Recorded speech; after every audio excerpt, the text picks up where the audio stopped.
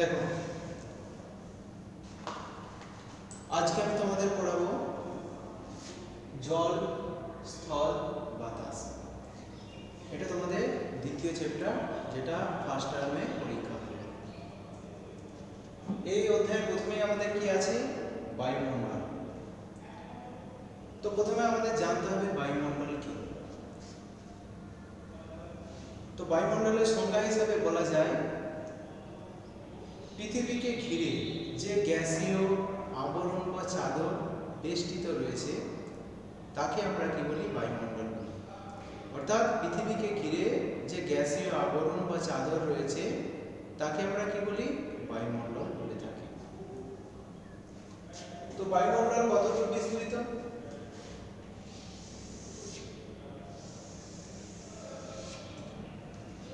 বায়ুমণ্ডল প্রায় ভূপৃষ্ঠ থেকে কত? 10,000 কিমি পর্যন্ত বিস্তৃত। কত না? প্রায়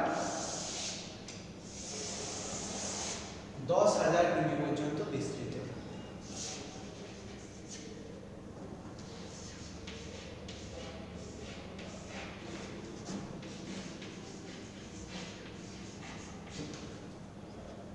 ভূপৃষ্ঠ থেকে কত না? 10,000 কিমি পর্যন্ত বিস্তৃত হলেও ভূপৃষ্ঠ থেকে কত? 29 কিমি উচ্চতার মধ্যে কত? 29 কিমি উচ্চতার মধ্যে বায়ুমণ্ডলের প্রায় 97% অবস্থান করে। অর্থাৎ বায়ুমণ্ডলের মধ্যে যে সমস্ত গ্যাস, ধূলিকণা, জলীয় বাষ্প রয়েছে তার কত? প্রায় 97% কত না? 29 কিলোমিটার মধ্যে অবস্থান করে। আবার যদি বায়ুর চাপের কথা বলি তাহলে কি না? ভূপৃষ্ঠ থেকে 16 কিমি উচ্চতার মধ্যে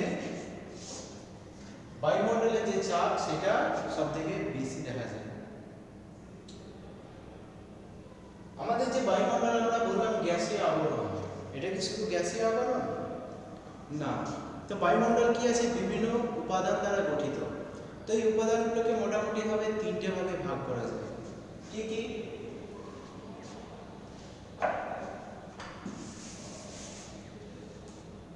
গ্যাসীয় উপাদান,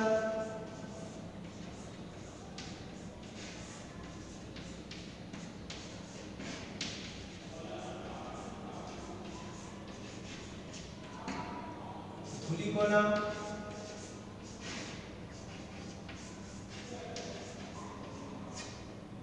আর জলীয় বাষ্প।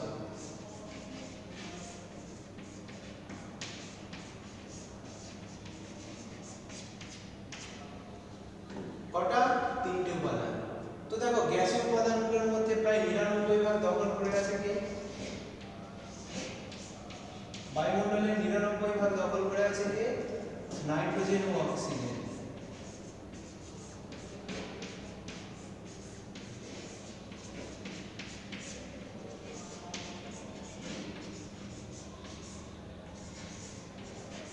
তো বায়ুমণ্ডলে যে সমস্ত গ্যাসীয় উপাদান আছে তার মধ্যে দুটো সবথেকে গুরুত্বপূর্ণ। এক হচ্ছে কি? নাইট্রোজেন আর অক্সিজেন। তো নাইট্রোজেনের পরিমাণ কত? প্রায় 78%। অক্সিজেনের পরিমাণ কত? প্রায় 21%। তাহলে দুটো মিলে কত হচ্ছে? প্রায় 99%। এগুলো হচ্ছে গ্যাসীয় উপাদান। অক্সিজেন এবং নাইট্রোজেনের অনুপাত কত? নাইট্রোজেন এবং অক্সিজেনের অনুপাত কত? 4:1। 4:1 অনুপাতে নাইট্রোজেন এবং অক্সিজেন বায়ুমণ্ডলের মধ্যে উপস্থিত আছে। তাছাড়া অন্যান্য যে গ্যাসগুলো আছে তার মধ্যে গুরুত্বপূর্ণ হচ্ছে কি না? আমাদের কার্বন ডাই অক্সাইড।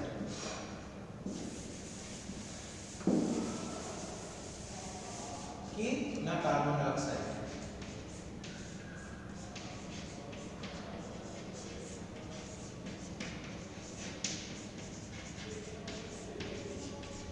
তাছাড়া কি থাকে? কার্বন ডাই অক্সাইড ছাড়া মিথেন, আর কি থাকে? বিভিন্ন নিষ্ক্রিয় গ্যাস, যেমন কি হিলিয়াম,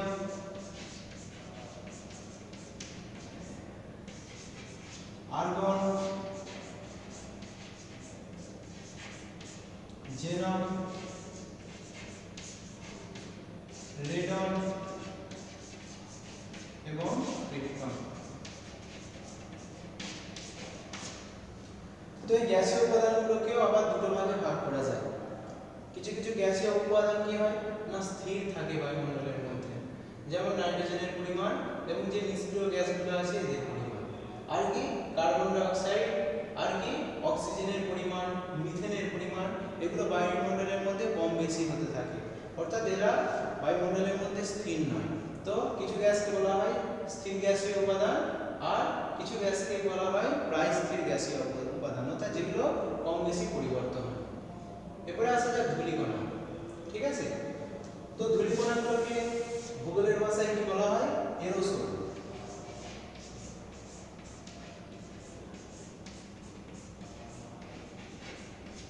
অর্থাৎ বায়ুমণ্ডলের মধ্যে যে সমস্ত গ্যাসীয় উপাদানগুলো ভেসে বেড়ায় সেই গ্যাসীয় উপাদানগুলোকে যে কঠিন উপাদানগুলো ভেসে বেড়ায় সেই কঠিন উপাদানগুলোকে কি বলা হয় এরোসোল বলা হয়। এর মধ্যে কি কি থাকতে পারে, ধূলিকণা থাকতে পারে, সমুদ্রের লবণকণা থাকতে পারে,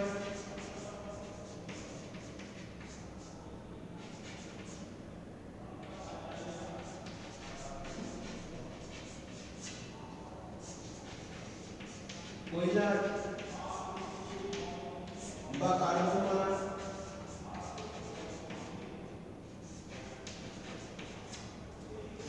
ফুলের পরাগরেণু,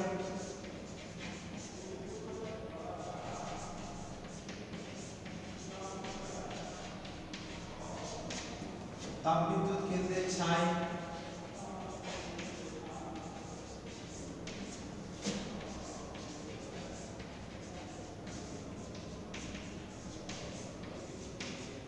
তাছাড়া কি থাকে আগ্নেয়গিরি থেকে নির্গত বিভিন্ন ছাই, ঠিক আছে, সালফারের কণা, যানবাহন থেকে নির্গত বিভিন্ন যে রাসায়নিক পদার্থ আছে যেমন সীসা, লেড এবং কার্বনের গুঁড়ো, সেগুলো কি হয় বাতাসের মধ্যে ভেসে বেড়ায়। তো এদের একত্রে কি বলা হয়ে থাকে না এরোসোল বলা হয়ে থাকে। আর কি থাকে বাতাসের মধ্যে জলীয় বাষ্প। তো জলীয় বাষ্প এটা একটা পরিবর্তনশীল, কারণ জলীয় বাষ্পের পরিমাণ বায়ুমণ্ডলে সব জায়গায় সমান নয়। কোথাও কি হয় জলীয় বাষ্পের পরিমাণ বেশি হয় যেমন নিরক্ষীয় অঞ্চলে, আবার মেরু অঞ্চলে যদি যাওয়া যায় এখানে কি হয় জলীয় বাষ্পের পরিমাণ অত্যন্ত কম হয়ে থাকে। তাহলে এগুলো হচ্ছে বায়ুমণ্ডলের উপাদান।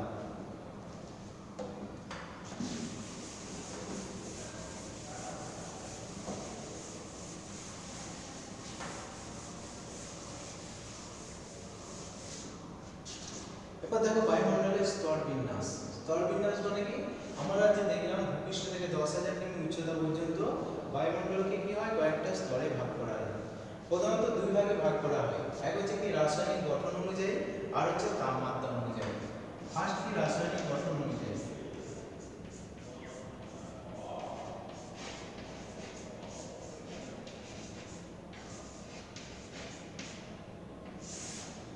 আর একটা কি তাপমাত্রা অনুযায়ী।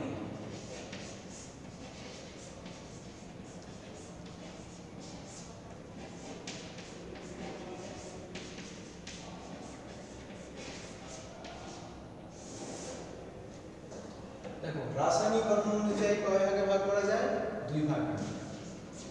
এক বলা হয় সমমণ্ডল, আর দুই বলা হয় বিষমমণ্ডল।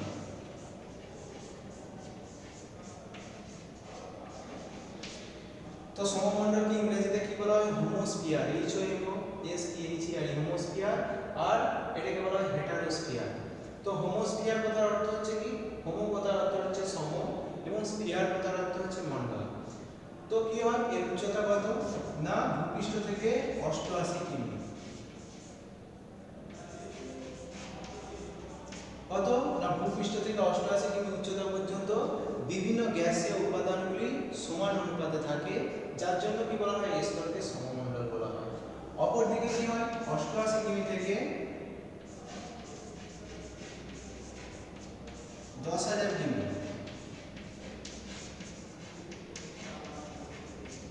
10,000 কিমি উচ্চতা পর্যন্ত কি থাকে না বায়ুমণ্ডলের যে গ্যাসীয় উপাদান সেগুলো কি থাকে বিষম অনুপাতে থাকে, তার জন্য একে বলা হয় কি না বিষমমণ্ডল।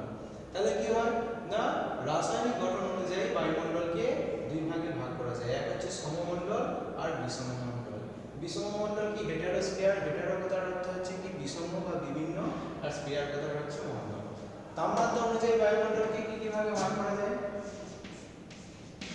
ট্রপোস্ফিয়ার,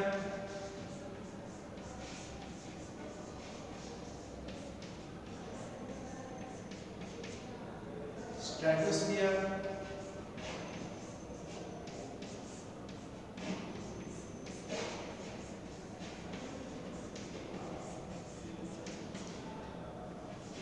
মেসোস্ফিয়ার,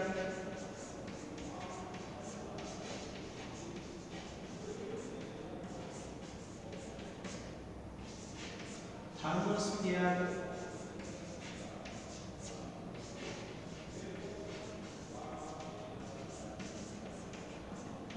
বা এক্সোস্ফিয়ার।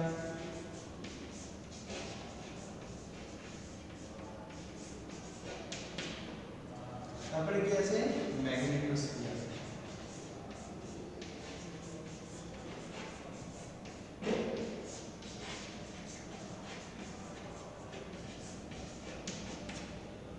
ঠিক আছে, ম্যাগনেটোস্ফিয়ার। তো প্রথমে আসলে ট্রপোস্ফিয়ার। তো ট্রপোস্ফিয়ার কথাটার অর্থ হচ্ছে TRPOS, ট্রপোস কথার অর্থ হচ্ছে কি না ক্ষুদ্র, এবং স্ফিয়ার কথার অর্থ হচ্ছে মণ্ডল।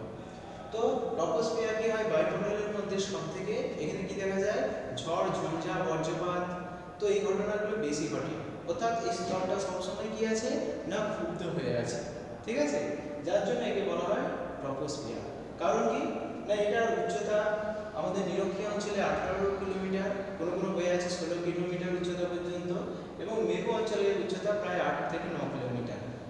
তো বেশিরভাগ পৃথিবীর আকর্ষণ কারণের জন্য বা মাধ্যাকর্ষণ শক্তির কারণের জন্য গ্যাস, জলীয় বাষ্প এবং কি ধূলিকণাগুলো কি করে থাকে ভূপৃষ্ঠের কাছাকাছি থাকে বা ট্রপোস্ফিয়ার অঞ্চলের মধ্যে থাকে, যার জন্য কি হয় এই অঞ্চলে বায়ুর ঘনত্ব বেশি হয়ে থাকে এবং বায়ুর চাপও বেশি হয়ে থাকে।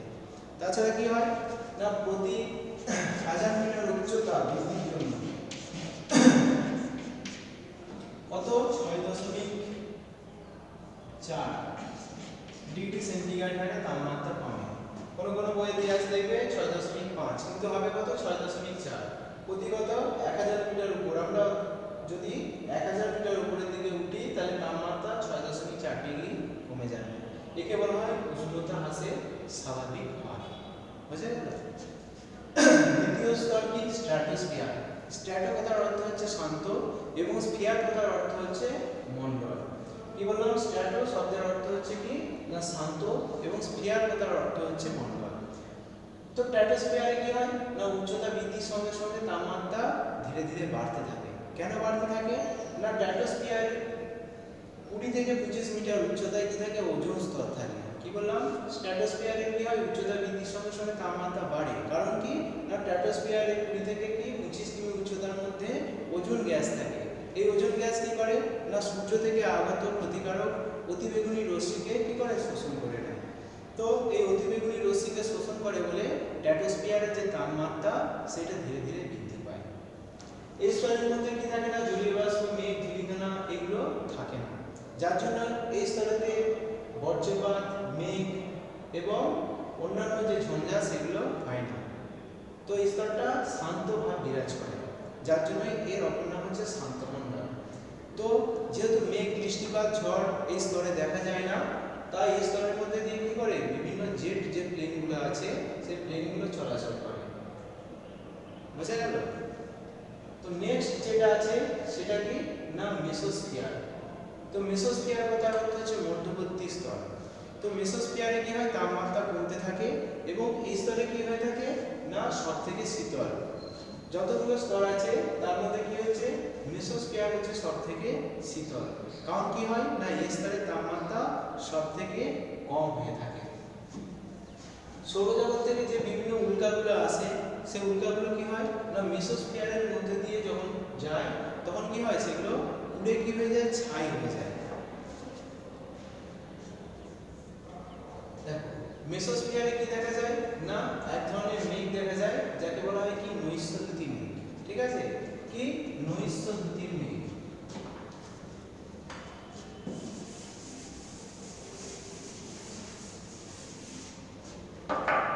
মেসোস্ফিয়ারে এক ধরনের মেঘ দেখা যায়, তাকে নৈশ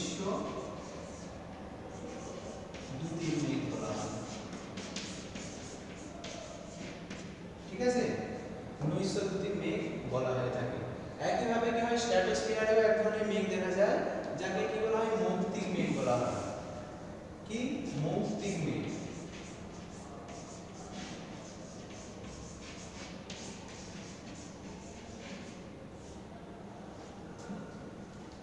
তো মেসোস্ফিয়ারে কি হয়, বিভিন্ন উল্কাগুলো যেগুলো আসে সেগুলো পুড়ে ছাই হয়ে যায়। তো মেসোস্ফিয়ারের পরের স্তরকে কি বলা হয়, থার্মোস্ফিয়ার বা এক্সোস্ফিয়ার।